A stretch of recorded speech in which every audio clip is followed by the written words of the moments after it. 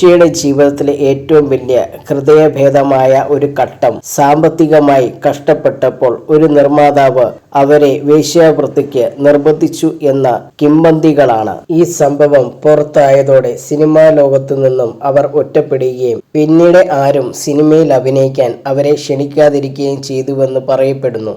ഈ ദുരന്തം നിഷയുടെ ജീവിതം കൂടുതൽ ദുരന്തത്തിലാക്കി. ഒടുവിൽ 2007 നിഷയ്ക്ക് HIV പോസിറ്റീവ് ആണെന്ന് കണ്ടെത്തുകയും അവരുടെ ശരീരം വല്ലാതെ മെലിഞ്ഞ് എല്ലുകൾ തെളിഞ്ഞ അവസ്ഥയാകുകയും ചെയ്തു. ഒരു നടിയാണെന്ന് തിരിച്ചറിയാൻ പോലും കഴിയാത്ത വിധം അവർ മാറിപ്പോയിരുന്നു. ഈ ഘട്ടത്തിൽ ഒരു ഇസ്ലാമിക് സംഘടനയാണ് നിഷയെ സഹായിക്കാൻ മുന്നോട്ട് വന്നതെന്ന് പറയപ്പെടുന്നു. 2007 ഏപ്രിൽ 23 നിഷ നൂർ മരണത്തിന് കീഴടങ്ങി. സിനിമാ ലോകത്ത് തിളങ്ങുന്നതിനപ്പുറം നിലനിൽക്കുന്ന കറുത്ത യാഥാർത്ഥ്യങ്ങളുടെയും ചൂഷണങ്ങളുടെയും ദാരുണ്യമായ ഒരു ഓർമ്മപ്പെടുത്തലായി നിഷ നൂറിന്റെ ജീവിത കഥ നിലകൊള്ളുന്നു.